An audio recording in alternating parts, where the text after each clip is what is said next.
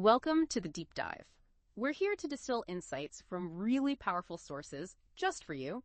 And today we're diving into Start With Why by Simon Sinek. Now, I know this book comes highly recommended, especially if you're just starting to explore ways to, grow your career or find more purpose in what you do. So our mission today is pretty straightforward. We want to unpack the really big, important ideas from Sinek's book.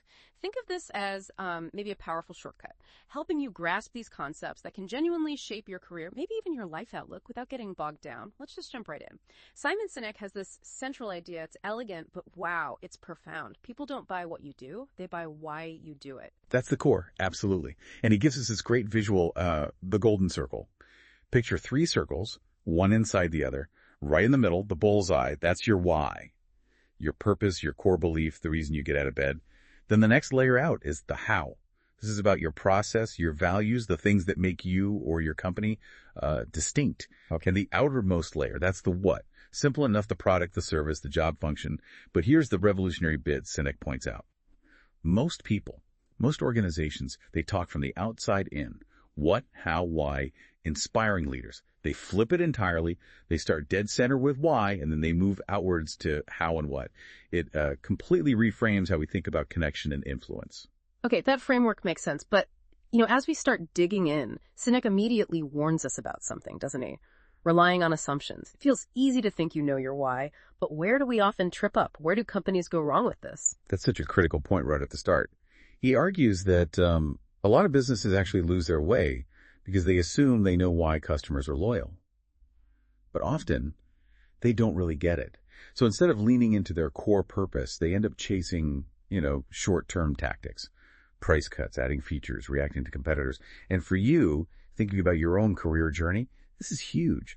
Understanding your own why stops you from just chasing the next shiny object, the next trend, without knowing if it actually aligns with what drives you. Think about it. A company where people just punch the clock for a paycheck versus one where everyone genuinely believes in the mission, the energy, the loyalty, the innovation. It's night and day. What's really surprising is how easily even, really successful companies can drift away from that original why and maybe not even notice until things start to feel off. Right. And speaking of those tactics, Sinek gets into this related idea, the carrots and sticks approach. How is that fundamentally different from genuine inspiration? What's the real impact on our motivation long term? Yeah, he draws a very clear line there. He talks about manipulations, and look, they're common. Discounts, promotions, maybe using a bit of fear or peer pressure in marketing. These things can get short-term results, a quick sale, a temporary boost. But they fundamentally fail to build that deep, lasting loyalty or real engagement, whether it's customers or your own team. Contrast that with true inspiration that comes from a place of shared purpose, a shared belief. That's what builds movements, not just transactions. It's interesting, even in modern workplaces, some incentives, complex bonuses or maybe even employee of the month things, can sometimes fall into that carrot category. Make it compliance, sure, but not necessarily that passionate, purpose-driven contribution.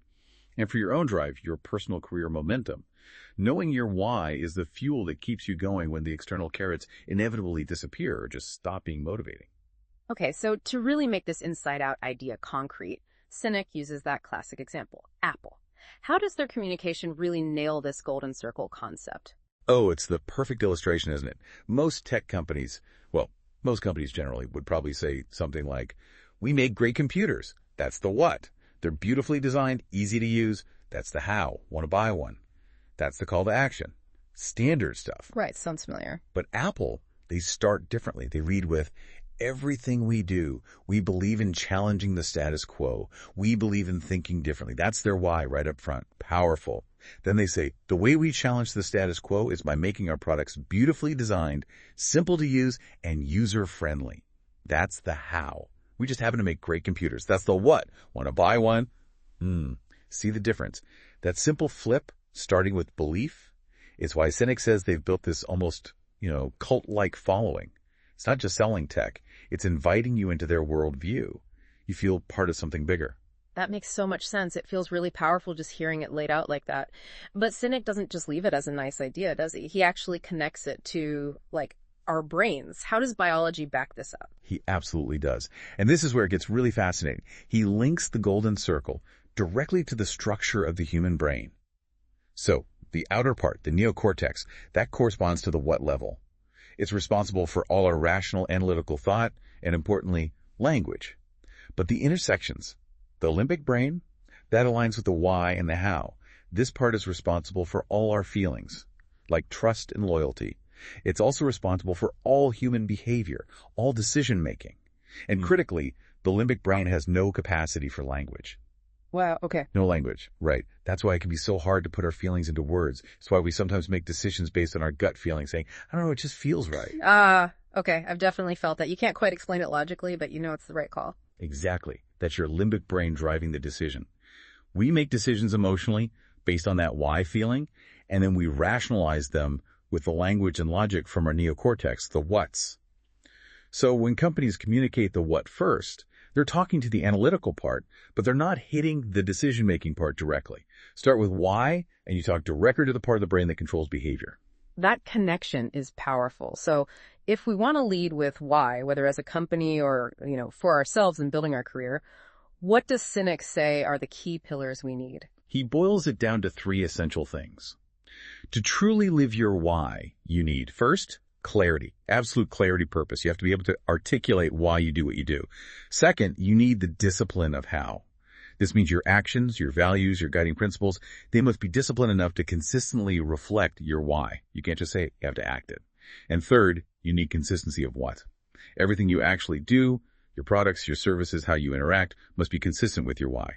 People need to see it and feel it in everything. Clarity, discipline, consistency. Makes sense. Yeah, and he puts it beautifully. Clarity of WHY inspires people. Discipline of how W builds trust over time. And consistency of what proves your authenticity, it ensures credibility. Think about building your own professional reputation. It's exactly that, isn't it? Aligning what you believe, why, how you operate, how, and what you deliver. What? That's how you build a strong, trusted personal brand. And that leads right into trust, doesn't it? It's not just about a logo or a tagline. Not at all. Trust isn't built overnight with flashy marketing. Sinek argues it emerges organically from that consistency we just talked about.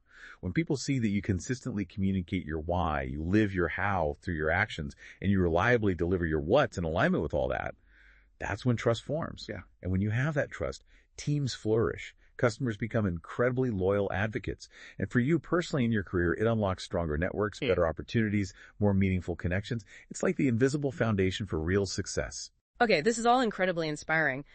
But, having a powerful why, a vision, that's not quite enough on its own, is it? How does Sinek connect the why to actually getting things done? That's a crucial distinction he makes. Absolutely. He stresses that the visionaries, the why people, they desperately need the operators, the how people, to make the vision a reality. He uses the incredible example of Dr. Martin Luther King Jr.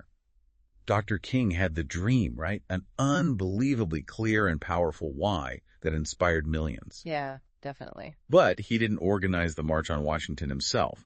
He relied on people like Ralph Abernathy and others who knew how to handle the logistics, the planning, the execution. They were the how to his why. Okay, so it's a partnership. Exactly. Sinek have this great line, without the how, the why is just a wish. But without the why, the how is just work. You need both.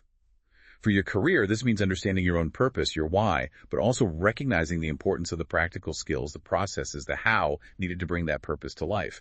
Or maybe finding partners or teams that complement your strengths. That balance is key. Knowing the dream and knowing how to build it. Precisely. And related to that, Sinek gives a pretty stark warning about what can happen when organizations grow. Oh, right. Growth can be dangerous for the why. It can be. He calls it the split. When companies scale up really fast, or just over time, without keeping that original why crystal clear and central, things can start to fracture. You get silos between departments, maybe employee engagement drops, the message to customers gets muddy. Why?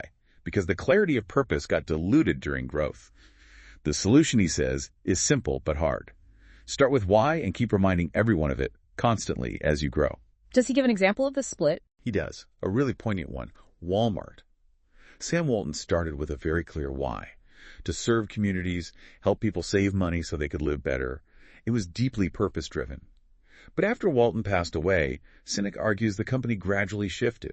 The focus became almost entirely on price, the what, driven by market pressures. That original community-focused why faded. It became just another big retailer competing on low prices, losing some of that original soul, that inspiring purpose. That's a powerful cautionary tale. And it's so relevant for your career path too, right? Before you chase that big promotion or jump to a much larger company, really check in. Does this move still align with your core why? Or are you potentially heading towards your own split, ending up somewhere technically successful but feeling disconnected? That's a really important point for reflection. So, okay, this brings us to the big question for anyone listening. How do you actually find your why? Sinek's quite clear it's not something you just invent, right? Exactly right. He emphasizes that your why isn't manufactured. You don't brainstorm it on a whiteboard. You discover it. It's already there inside you. It's usually born from your past, your upbringing, your life experiences. It stems from your deeply held passions, your core values, and your fundamental belief about how the world should work or could work better. So the process is often about looking backward, not forward. Reflecting. How do you do that practically? Sinek suggests looking for themes. Think about the moments in your life, personal or professional, when you felt truly inspired, totally alive, completely fulfilled. What were you doing? Who were you with? What impact were you having? He said something like, look at what inspires you. Look at the moments when you felt most alive. That's where your why lives. It's about that deep self-reflection to uncover what's authentically you. That's the compass for your career direction. Finding those moments. That makes sense. And when a leader truly embodies that discovered why, what happens with followers? It's interesting. Sinek says, great leaders don't really create followers in the way we might think. They don't have to coerce or convince. What they do is they live and communicate their why so clearly and authentically that they attract people who already believe what they believe. People join the cause because it resonates with their own why. So they find their tribe, essentially. Exactly. It's not about gathering followers. It's about building a movement, attracting fellow believers. And for you, in your professional life, this translates to finding that team, that organization, that community where your personal why clicks with the collective why.